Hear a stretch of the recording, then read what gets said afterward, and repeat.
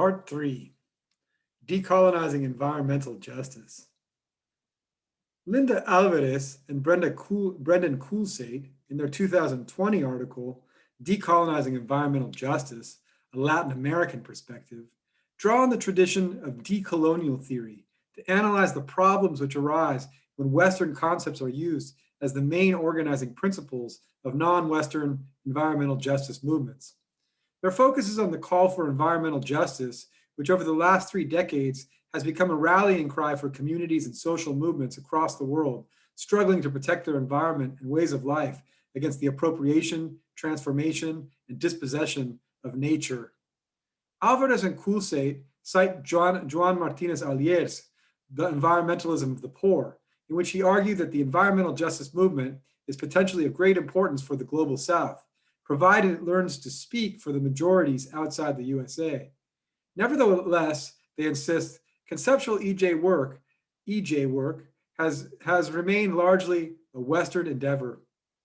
According to Álvarez and Coolsaet, there is a tendency to transpose Western concepts and frameworks to the global South, running the risk of being ineffective at best and of producing environmental injustices at worst. Moreover, there has been surprisingly little engagement with decolonial theory. Álvarez and Coolsaet identify and discuss some of the colonial pitfalls an environmental scholar may encounter when addressing justice concerns.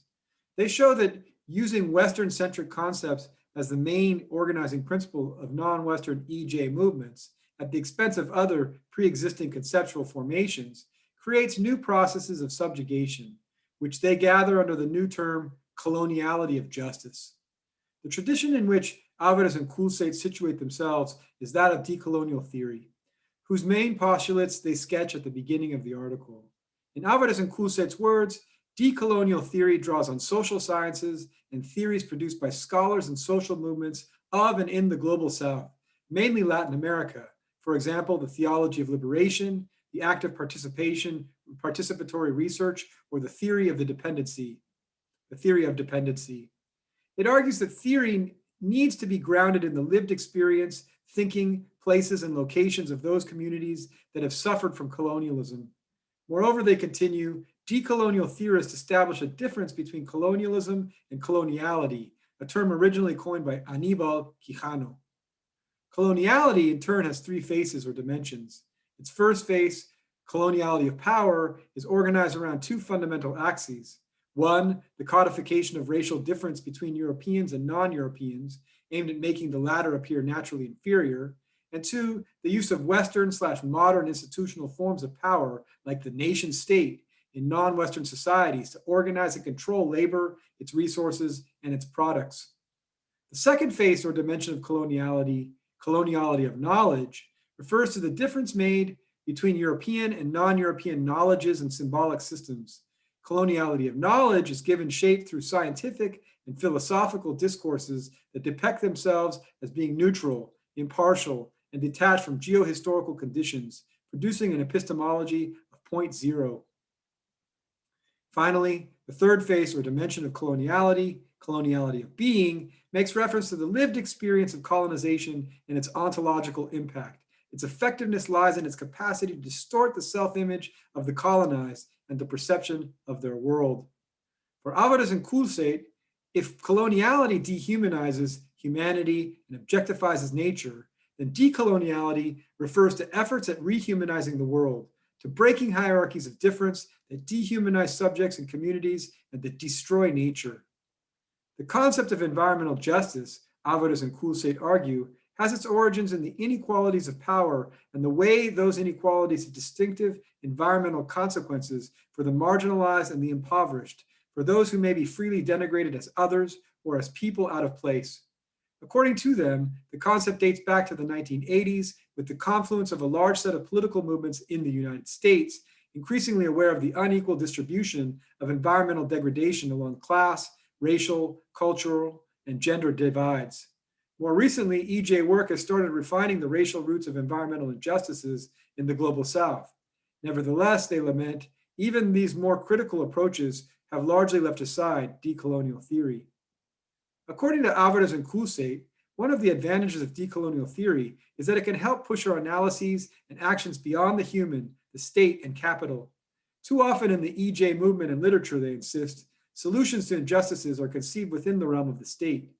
This tendency they term the coloniality of justice. Álvarez and Coolsaet warn against transposing the idea of environmental equity, a claim originally made by communities of African descent in the United States, from its original context to other minority groups in both the global South, for example, Afro and indigenous groups of Colombia, Peru, or Bolivia, and North, for example, native peoples in developed countries. They contend that such transposition may render claims conflicting with the very idea of environmental distribution invisible. Indeed, the notion of environmental equity implies that exploitation does not necessarily need questioning as long as its most harmful effects are being distributed equitably within society. Such an approach carries with it two dangers. One, it may entail a misrecognition of other modes of life that are incompatible with the capitalist mode of production and or with anthropocentric ways of understanding justice. And two, it sets aside the fact that even the requests of minority groups may be the expression of a desire that has been captured by coloniality.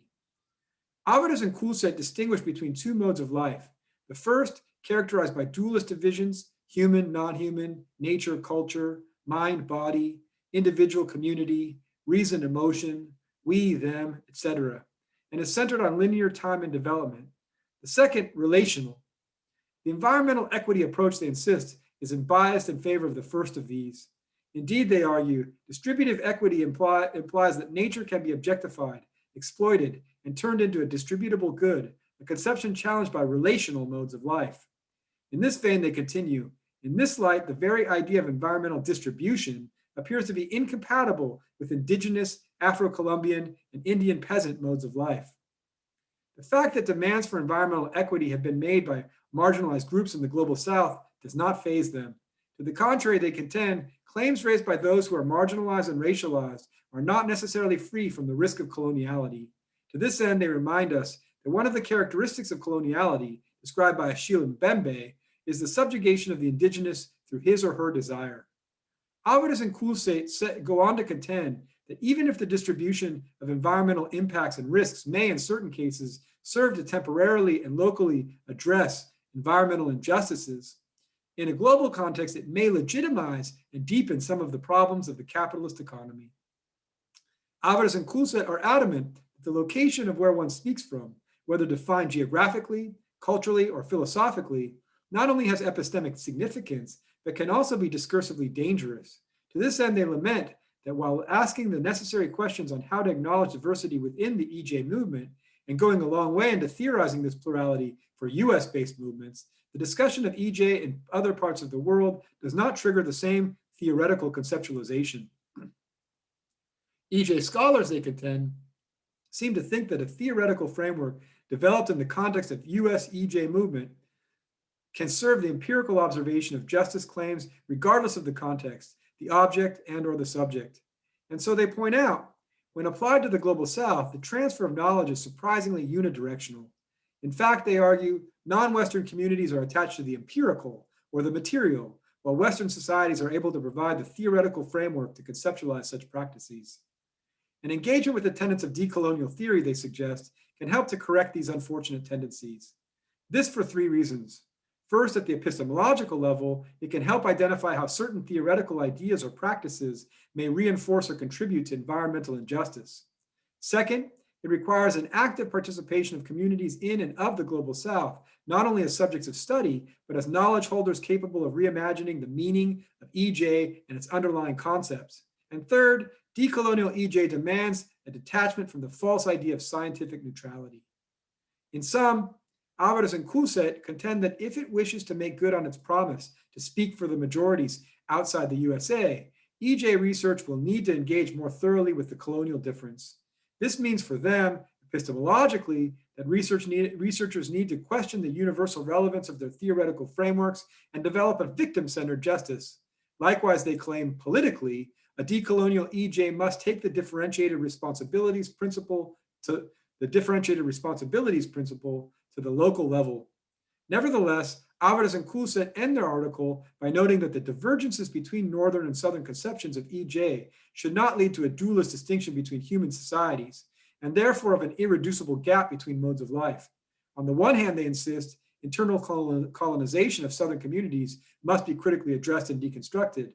On the other, they contend the global north comprises a great variety of movements struggling for life through relational political ontologies and against capitalism.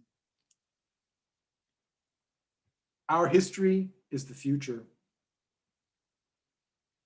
In the chapter on liberation in his 2019 book, Our History is the Future, Standing Rock versus the Dakota Pipeline and the Long Tradition of Indigenous Resistance, Nick Estes documents the grassroots indigenous-led movement against the Dakota Access oil pipeline project, a project that constitutes a serious threat to the region's water. Estes contextualizes this indigenous-led environmental struggle by relating it to the long history of indigenous resistance to US settler colonialism. He begins by noting that the perpetual threat of indigenous nations is that they are a reminder of the settlers' own precarious claims to land and belonging. He insists, ancestors of indigenous resistance didn't merely fight against settler colonialism. They fought for indigenous life and just relations with humans and non-human relatives and with the earth. Indeed, according to Estes, indigenous resistance defines freedom not as the absence of settler colonialism, but as the amplified presence of indigenous life and just relations with human and non-human relatives and with the earth. Estes contends that the planners of the Dakota Access pipeline imagined building a pipeline in a world where Native people did not exist. To this end, DAPL's trespass through unceded treaty territory and the militarized crackdown on water protectors was made to look like self-defense, settlers in the fort surrounded by hostile natives. Estes emphasizes the settler colonial violence of the militarized crackdown on the environmental protests. He remarks how officers shared a Federal Emergency Management Agency Field Force Operations Manual, which guided police officers in correct crowd control methods, pain compliance techniques, and the application of riot control agents, including chemical weapons and projectiles such as rubber bullets and beanbag rounds. Indeed, he contends that that local law enforcement and private security imagined themselves participating in a global counterinsurgency against civilian populations that extended from Palestine to Baltimore, Ferguson, the US-Mexico border, and now Standing Rock. The war was against Black life, Palestinian life, migrant life, and Native life. According to Estes, the tactics employed by Tiger Swan, the murky mercenary security contractor hired by DAPL, were also confirmation that this was a global war. Indeed, Tiger Swan went so far as to describe the indigenous uprising as a jihadist insurgency. In striking contrast, the hashtag #NoDAPL campaign and camps offered a brief vision of what a future premised on indigenous justice would look like. Free food, free education, free healthcare, free legal aid, a strong sense of community, safety, and security were guaranteed to all. Estes therefore contends capitalism is not merely an economic system, but also a social system, and it was here abundantly evident that indigenous social systems offered a radically different way of relating to other peoples and the world. Estes continues, the hashtag #NoDAPL camps didn't just imagine a future without settler colonialism and the oppressive institution of the state, but created that future in the here and now. They were a resurgent geography that reconnected indigenous peoples with the land. The ethos of the camps, Estes stresses, served to effectively center the core of an indigenous life world, relationality, a point reminiscent to one made by Álvarez and Coolsaet in their article on decolonizing environmental justice. Estes stresses that the countering settler colonialism's own physical infrastructure, trade routes, railroads, dams, and oil pipelines, is the infrastructure of indigenous resistance, its ideas and practices of solidarity. The resistance camps may have been temporary, he contends, but the struggle for Native liberation continues, and the fort, he insists, is falling. Estes argues that indigenous resistance is animated by our ancestors' refusal to be forgotten, and that it is our resolute refusal to forget our ancestors and our history that animates our visions for liberation. Indigenous revolutionaries, he claims, are the ancestors from the before and the already forthcoming. Estes ends the chapter with some evocative questions. What does water want from us? What does the earth want from us? To which he replies, Mni Wikoni, water is life. Such an ethic exists outside the logic of capitalism, whereas past revolutionary struggles have strived for the emancipation of labor from capital, he contends, we are challenged not just to imagine, but to demand the emancipation of earth from capital. For the earth to live, he concludes, capitalism must die. The climate crisis and the struggle for African food sovereignty. If Estes documents a decolonial environmental struggle in the heart of the United States, Nnimno Bassey focuses on a concurrent struggle against neocolonialism and for environmental sustainability in the African context in his 2018 chapter, The Climate Crisis and the Struggle for African Food Sovereignty. Bassey highlights that as powerful as the forces pushing false climate solutions are, the people at the receiving end have been organizing and mobilizing arguments and actions to show what the real solutions are. He laments that rather than seeing the climate crisis as requiring urgent systemic change, policymakers and others with vested interests work to entrench the systems that caused the problems in the first place. Nevertheless, he stresses that there is hope in the activities of smallholder farmers whose practices work in sync with nature and do not depend on artificial inputs that degrade soil and biodiversity. Bassey insists, we have centuries-old knowledge, new knowledges, and evolving knowledge that needs to be transformed into practical tools for action that align with nature's cycles. This calls for a clear rejection of false technologies and the building of solidarity economies. The real solution, he contends, is a low-hanging ripe fruit clearly within our grasp. Peasant farmers led by La Via Campesina and other social movements are vigorously promoting this low-hanging fruit. Food sovereignty. Bassey goes on to explain, food sovereignty stresses the human right to food and prioritizes local food systems and local markets. It is against food dumping and promotes culturally appropriate and wholesome foods. Food sovereignty goes beyond the provision of wholesome food, however, and fundamentally fights hunger by ensuring that local farmers maintain control of their farming and food systems. This approach reduces the use of artificial and chemical inputs and has direct implications for food pricing. Moreover, through food sovereignty, farmers and other defenders of local food systems, such as the Continental AFSA and the South African Food Sovereignty Campaign, directly resist the neo-colonial narrative and systems that suggest that Africa cannot feed itself and must depend on food aid and genetically engineered crops as the only means of combating hunger and malnutrition. The false solutions package should remind us of the survival diets that were forced on slaves a few centuries ago, to keep them supplying needed plantation labor. Bassey concludes, this is a critical moment to intensify the struggle for the decolonization of African agriculture and food systems, as corporations and imperialist systems fight with gloves off to shove mercantilist products in our faces. Among the countries that have made food sovereignty part of their national food policy are Mali and Senegal. Other countries in the world to have done so are Ecuador, Bolivia, and Venezuela. He insists, the African Union should take a leaf from the book of these nations and take this up as a key tool to regain total independence and set the continent on such a path. We can only secure food sovereignty, he claims, by supporting the majority of our farmers in their small-scale agroecological farming. With sufficient support, including through extension services, he promises, agroecological farming can produce more than industrial agriculture, reduce the gender gap, increase employment, increase income, protect agricultural biodiversity, promote health and nutrition, and mitigate global warming. Conclusion. Let us therefore conclude. In this lecture, we have focused on the topic of environmentalism and anti-racist practice. We began with a review of arguments by Laura Pulido, Francois Vergès, and Nancy Tuana about the relationship between racism and the Anthropocene. We then turned to focus on Zoe Todd's related argument about the need to indigenize the Anthropocene, as well as Linda Álvarez and Brendan Coolsaet's plea for decolonizing the environmental justice movement. We concluded by centering two simultaneously environmental and anti-colonial come anti-racist struggles. First, Nick Estes' account of the indigenous-led resistance to the Dakota pipeline, and second, Nnimno Bassey's account of the struggle for African food sovereignty. And with that, we shall conclude.